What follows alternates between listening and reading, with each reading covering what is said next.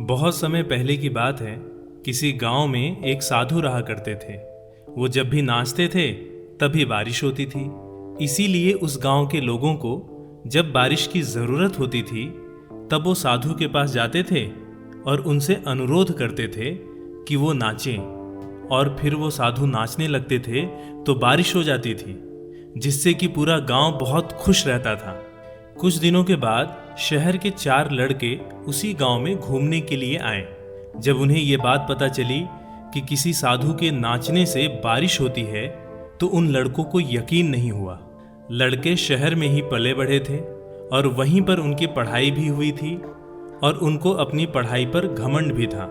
तो उन लड़कों ने मिलकर गांव वालों को चुनौती दे दी।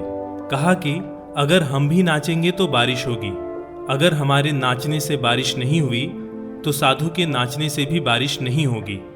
लड़कों की ये बातें सुनकर गांव वालों ने निर्णय लिया कि लड़कों को आज रात के लिए यहीं अपने गांव में ठहरने की व्यवस्था कर दी जाए, ताकि कल सुबह होते ही साधु से उन लड़कों की मुलाकात करा दी जाए। अगले दिन सुबह होते ही चारों लड़के और गांव के बहुत सारे लोग साधु की कुटिया पर पहुंच गए।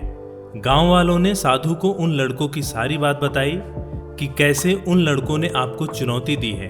तो फिर साधु ने भी कहा, ठीक है, जैसी बच्चों की मर्जी, अगर वो ये शर्त लगाना चाहते हैं तो ठीक है। तो शर्त के अनुसार सबसे पहले एक लड़के ने नाचना शुरू किया। वो लड़का आधा घंटा तक नाचता रहा, फिर थक कर बैठ गया। आसमान में कहीं भी बादल नहीं दिखे। फिर कुछ देर के बाद दूसरे लड़के ने नाचना शुरू किया। तकरीबन 1 घंटे तक नाचने के बाद वो भी थक गया, पर आसमान में बादल अभी भी नजर नहीं आए। ठीक इसी तरह तीसरे और चौथे लड़के ने भी नाचना शुरू किया, पर आसमान में एक भी बादल नजर अभी भी नहीं आए। इस तरह सभी लड़के थक कर बैठ गए और अब किसी के अंदर नाचने की हिम्मत नहीं बची थी। फिर साधु की बारी आई। साधु ने नाचना शुरू किया। 1 घंटा बीत गया पर बारिश नहीं हुई। ये देखकर लड़के थोड़े से खुश हुए, पर साधु ने नाचना बंद नहीं किया। नाचते नाचते 2 घंटे हो गए पर बारिश फिर भी नहीं हुई। लेकिन साधु ने रुकने का नाम ही नहीं लिया। देखते देखते कब 4 से 5, 5 से 6 घंटे हो गए, पता ही नहीं चला। इधर लड़के साधु को देखकर खुश हो रहे थे कि बारिश नहीं हुई, लेकिन साधु फिर भी नहीं रुके। धीरे धीरे शाम ढलने लगी। तभी अचानक से बादलों की गड़गड़ाहट सुनाई देने लगी और थोड़ी ही देर में बहुत जोर से बारिश होने लगी। ये देखकर चारों लड़के दंग रह गए। फिर लड़कों ने साधु से क्षमा मांगा और पूछा कि बाबा, ऐसा क्यों हुआ? हमारे नाचने से बारिश नहीं हुई, पर आपके नाचने से बारिश हो गई। फिर साधु ने उन लड़कों से कहा, जब मैं नाचता हूँ तो 2 बातों का ध्यान रखता हूँ।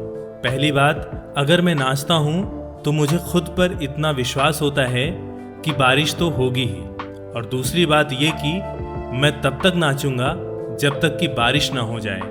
ठीक इसी तरह सफलता हासिल करने वाले लोगों में भी यही गुण होता है।